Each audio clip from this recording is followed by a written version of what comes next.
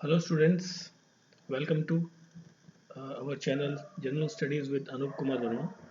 तो हमने जो है अभी पिछली कुछ क्लासेस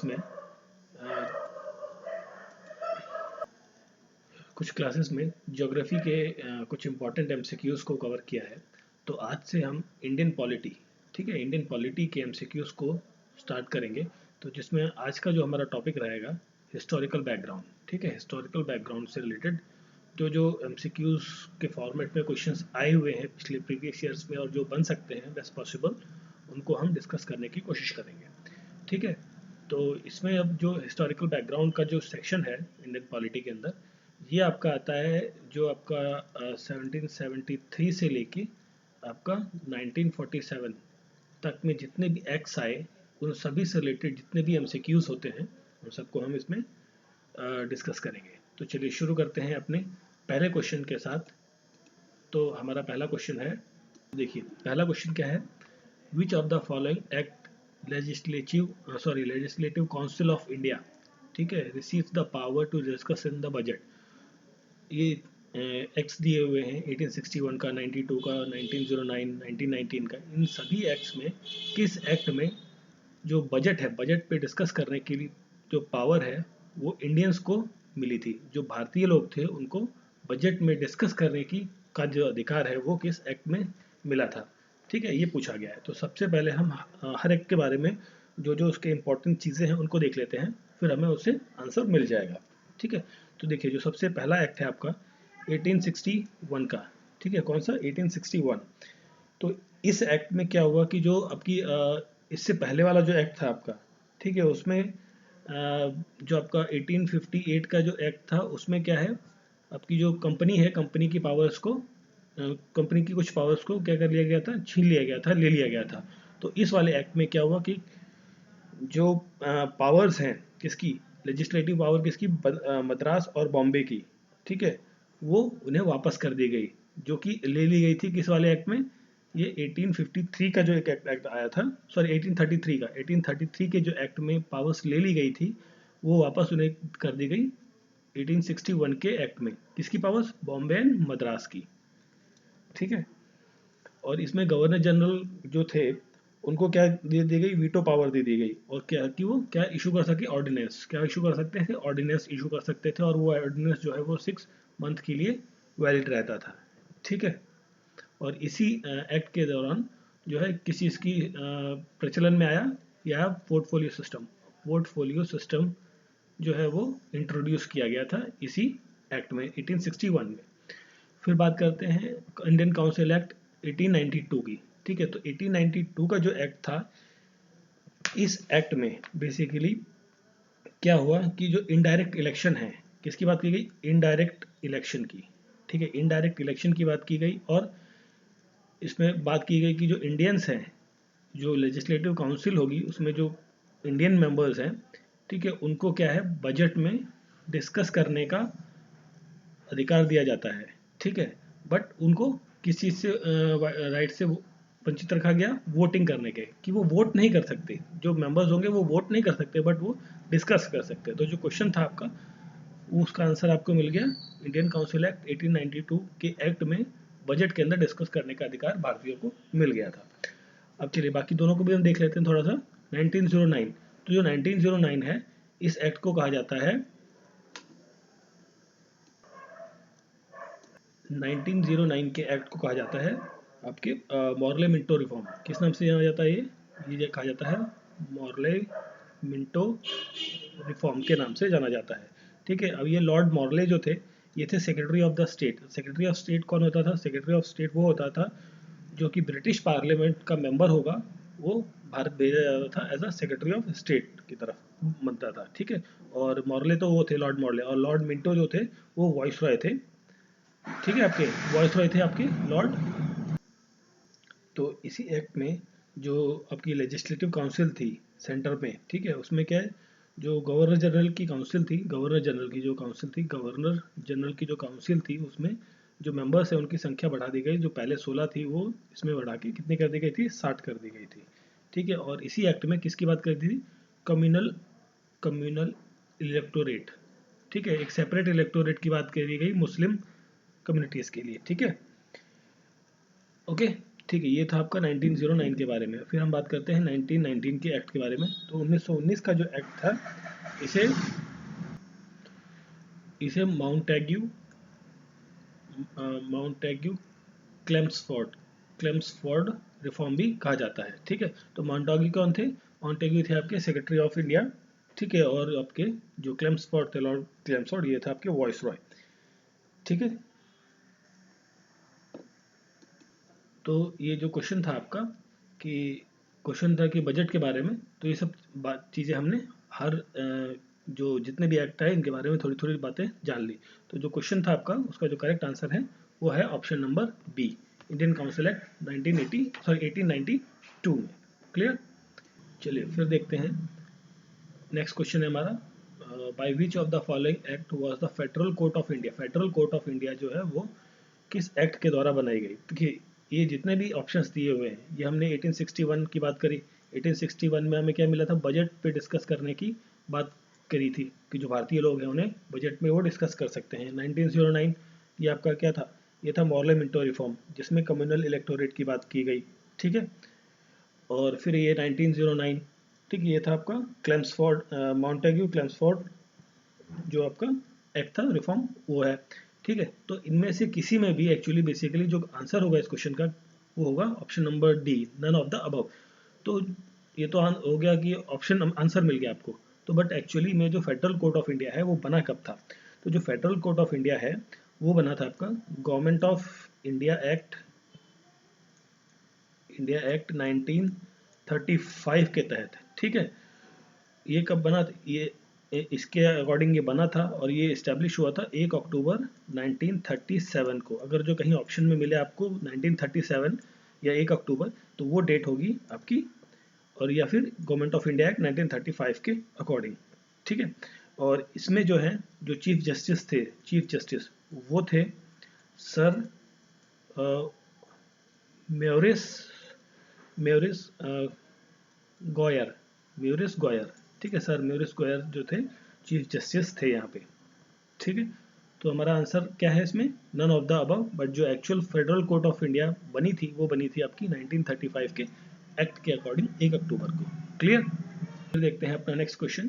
तो इस क्वेश्चन में पूछा गया कि which act of British India abolish the east India company monopoly over trade, ठीक है। किस एक्ट ने जो ईस्ट इंडिया कंपनी थी उसकी जो एक मोनोपोली चल रही थी व्यापार करने की भारत के अंदर, उस एक्ट ने उस पर विराम लगा दिया, रोक लगा दी, ठीक है। तो वो था आपका चार्टर्ड एक्ट ऑफ 1813, जो 1818 का 1813 का जो एक्ट था, उसने क्या किया कि भाई जो कहा कि भाई जो ईस्ट इंडिया कंपनी है उसका उसकी मोनोपोली को ख़त्म कर दिया इंडिया में, ठीक है।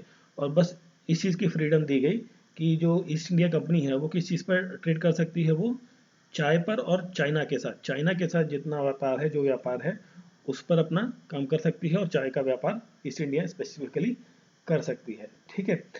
और इस मिशन में ये वाला जो एक्ट था, इसमें क्या हुआ? क्रिश्चियनिटी को, जो क्रिश्चियनिटी मिशनरीज है, सॉरी क्रिश्चियनिटी मिशनरीज को बढ़ावा दिया गया, ताकि वो लोग अपना क्रिश्चियनिटी को वो किया जाए, प्रमोट किया जाए इंडिया के अंदर, ठीक है जी। तो यहाँ पर देखिए एक एक्ट दिया हुआ है, रेगुलेटिंग एक्ट 1774।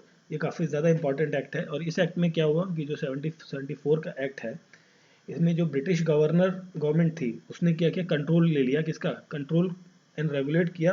जो ईस्ट इंडिया कंपनी थी ना, ईस्ट इंडिया कंपनी, उसको कंट्रोल करने के लिए और रेगुलेट करने के लिए उसने बात करी 1773 में। और जो गवर्नर ऑफ बंगाल है, गवर्नर ऑफ किसके? बंगाल के, जो बंगाल के गवर्नर हैं उन्हें क्या बना दिया गया? गवर्नर जनरल ऑफ बंगाल बना दिया गया, और बंगाल बना दिया गया, ठीक है। और जो पहले गवर्नर जनरल ऑफ बंगाल थे वो थे लॉर्ड वारन हास्टिंग, ठीक है। लॉर्ड वारन हास्टिंग जो थे पहले गवर्नर जनरल थे, ठीक है। और इसी एक्ट के अकॉर्डिंग जो है सुप्रीम कोर्ट की स्टैब्लिशमेंट की गई। कहाँ पे? सुप्रीम कोर्ट स्टैब्लिश किया गया कलकत्ता में।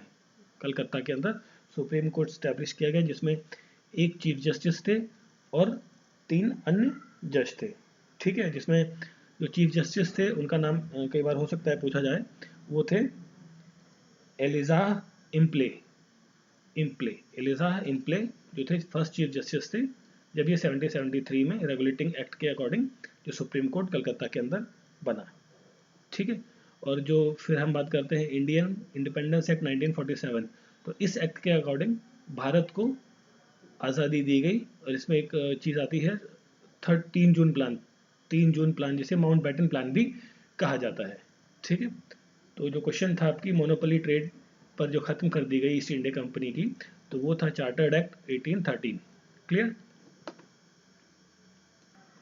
चलिए फिर देखिए यहाँ पर पूछा गया फेडरल कोर्ट ऑफ इंडिया की इस्टेब्लिशमेंट किस ईयर हुई। देखिए अभी हमने बात करी कि जो बना था वो गवर्नमेंट ऑफ इंडिया एक्ट के 1935 के अकॉर्डिंग बना था और 1 अक्टूबर को ये बना था, ठीक है। 1 अक्टूबर 1937 को इस्टेब्लिश हुआ था। तो ईयर की पूछा गया तो ईयर क्या हो गया, 1937 का ईयर जो हो गया वो काफ़ी इंपॉर्टेंट हो गया फेडरल कोर्ट ऑफ इंडिया के इस्टेब्लिशमेंट होने के लिए। क्लियर। चलिए फिर देखते हैं, इसमें पूछा है नेक्स्ट क्वेश्चन में कि under which of the following act dyarchy, dyarchy का मतलब होता है द्विशासन, ठीक है, डुअल गवर्नमेंट, ठीक है, द्विशासन, जिसमें क्या होगा, एग्जीक्यूटिव काउंसिल होगी, एग्जीक्यूटिव काउंसिल भी रहेगी आपकी और की रहेगी मिनिस्ट्री भी रहेगी, मिनिस्टर्स भी रहेंगे आपके, ठीक है। ये तो इस तरीके की जो सिस्टम होता है उसे कहते हैं डायरकी। तो ये किस एक्ट के अंतर्गत जो है इंट्रोड्यूस किया गया सेंट्रल लेवल पे, ठीक है, ये पूछा है। तो इसमें जो ऑप्शन दिया हुआ है आपका 1909 को क्या कहते हैं हम, ये कहते हैं आपका मॉर्लेमेंटो रिफॉर्म, ठीक है।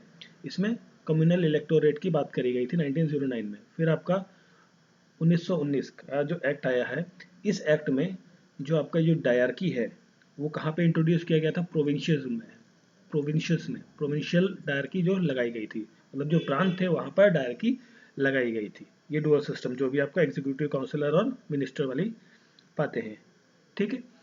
और इसे कहते हैं आपका मॉन्टेग्यू क्लेम्सफोर्ड रिफॉर्म के नाम से भी जाना जाता है इस वाले एक्ट को। फिर 1935 एक्ट, तो जो हमारा संविधान है भारत का, तो इस संविधान की जो अप्रॉक्सीमेटली 70% चीज़ें हैं भारत की इंडियन कॉन्स्टिट्यूशन की, वो कहाँ से ली गई है, 1935 के एक्ट से। और इसी एक्ट में 1935 के एक्ट में ही जो आपकी डायरकी है वो प्रोविंशियल से, जो आपके प्रांत से, वहाँ से हटाकर कहाँ दे दी गई, सेंटर में। तो इस क्वेश्चन का जो करेक्ट आंसर हो गया वो हो गया आपका option number C, government of India act 1935। Clear. अब देखिए 1935 की बात आ गई तो इसमें कुछ इंपॉर्टेंट चीज़ें रही हैं, वो हम थोड़ा सा देख लेते हैं, ठीक है। तो जो आपका एक्ट है 1935 का, इसके अकॉर्डिंग जो है बाई कैमरल लेजिस्लेचर जो हुआ 6 आउट ऑफ 11 प्रोविजंस के अंदर देखने को मिला, ठीक है। क्या देखने को मिला, बाई कैमरल लेजिस्लेचर, ठीक है।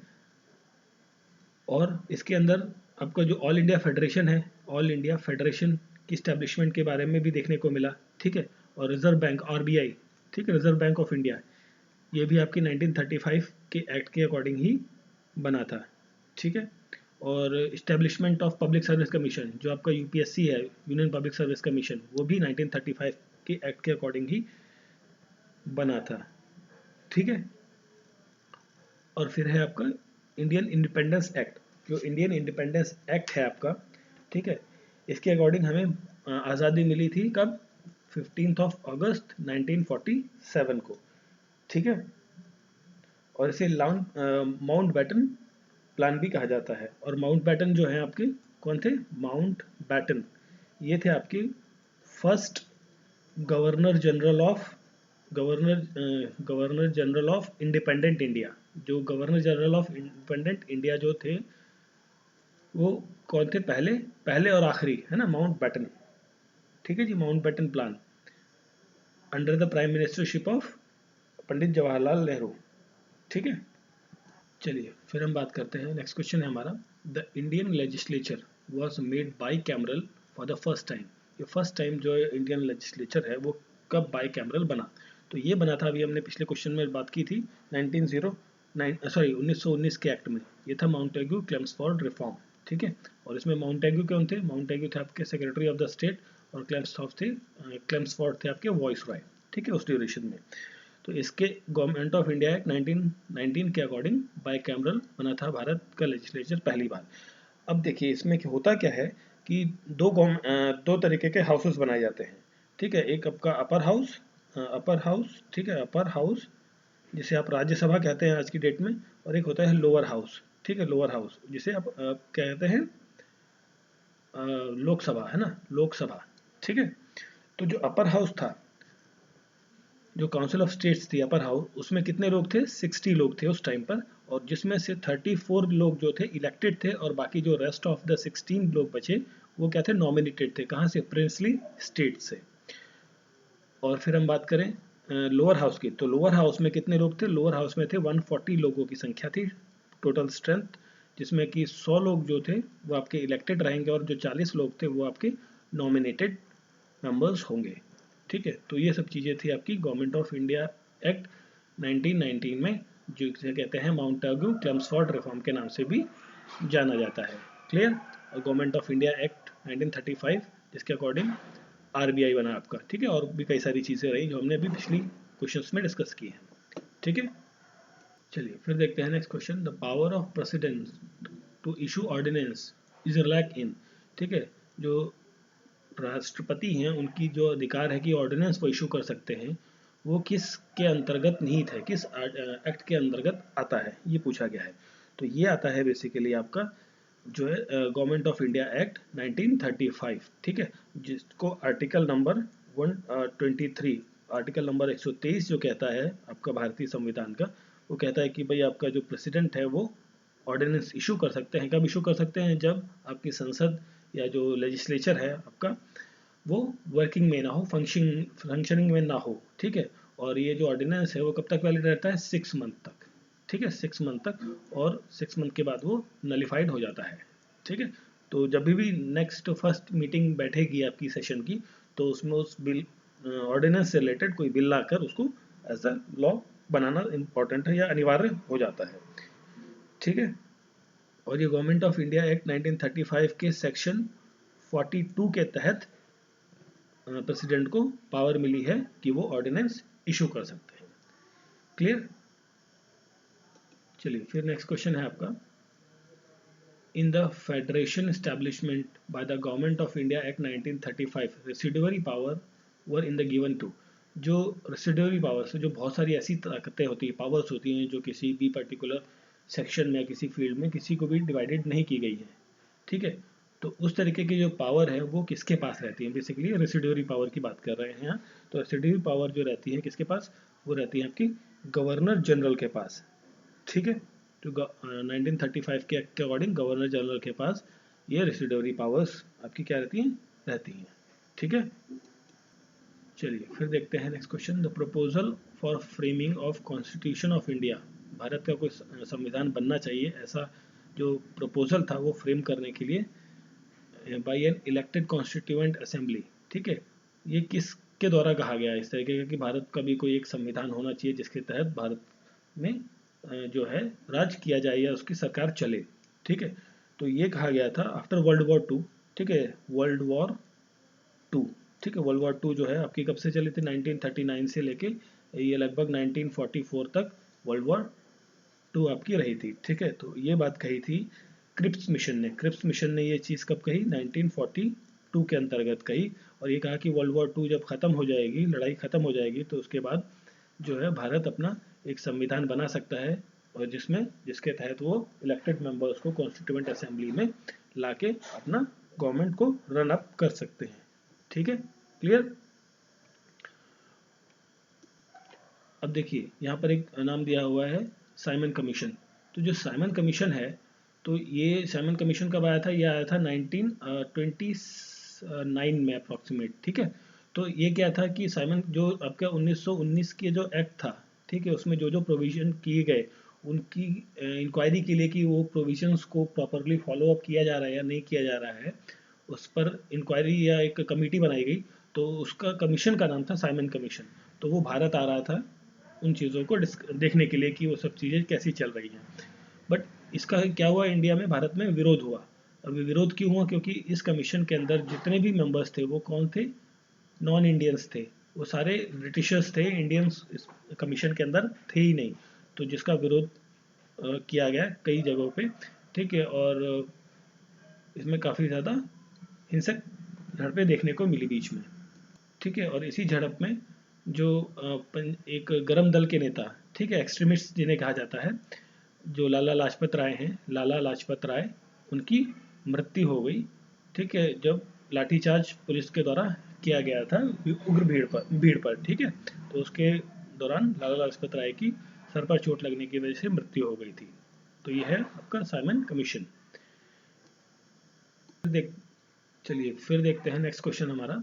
तो नेक्स्ट क्वेश्चन क्या कहता है कि as per the cabinet mission plan, जो कैबिनेट मिशन प्लान कब आया था 1942 में, in the Constituent Assembly to decide allotted members at each position one representative was the ratio of which of the following population, ठीक है। तो ये question में पूछा ये है, कहा ये गया है कि जो एक रिप्रेजेंटेटिव है, मान लीजिए एक एमएलए है, ठीक है, या एक एमपी है, मेंबर ऑफ पार्लियामेंट है, मेंबर ऑफ लेजिस्लेटिव असेंबली है, वो कितने एरिया में एक होगा, है ना। तो कितनी पॉपुलेशन पर एक एमएलए होगा, कितनी पॉपुलेशन पर एक एमपी होगा, है ना। तो ऐसी ये वाली बात कह रहा है, ऐसा पूछा जा रहा है इसमें।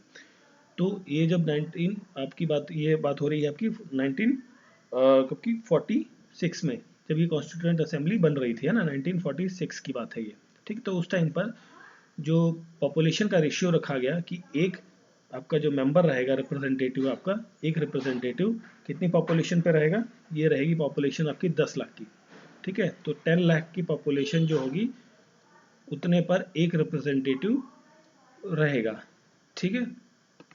तो इस क्वेश्चन का आंसर है ऑप्शन नंबर बी, 10 लाख। तो चलिए नेक्स्ट क्वेश्चन देखते हैं। The objective of Ilbert bill, Ilbert bill एक आया था in reference to colonial rule in India was, वो क्या था, ठीक है। तो जो एल्बर्ट बिल था उसमें ये था कि भाई ये इंट्रोड्यूस बेसिकली किया गया था 1883 में, ठीक है। जो इंट्रोड्यूस किया गया था किसके द्वारा, वॉइस रॉय थे इस टाइम पर, जो आपके लॉर्ड रिपन रिपन ठीक है, लॉर्ड रिपन जो थे आपके इस टाइम पर वॉइस रॉय थे, इनके द्वारा ये प्रपोज किया गया कि जो इंडियंस हैं और जो आपके यूरोपियंस या ब्रिटिशर्स हैं उनको इक्वल स्टेटस एक तरीके से मिले, ठीक है। किसके सामने, लॉ के सामने, कि कानून में जो भी लोग हैं, अगर जो किसी ने मान लीजिए कोई चोरी की है, वो चाहे ब्रिटिशर हो या आपका इंडियन हो, तो दोनों के लिए क्या है, इक्वल टाइप की पनिशमेंट या फाइन जो भी है वो दोनों इक्वल होनी चाहिए, ठीक है। इसमें कोई भेदभाव ऐसा ना हो, इस तरीके का बिल एल्बर्ट बिल कहलाता है, ठीक है। और ये इंट्रोड्यूस किया था लॉर्ड रिपन ने। तो देखिए ऑप्शन में क्या बन रहा है, तो ऑप्शन नंबर जो बी है आपका, to bring Indians and Europeans equal status as far as the penal jurisdiction of court was concern, ठीक है।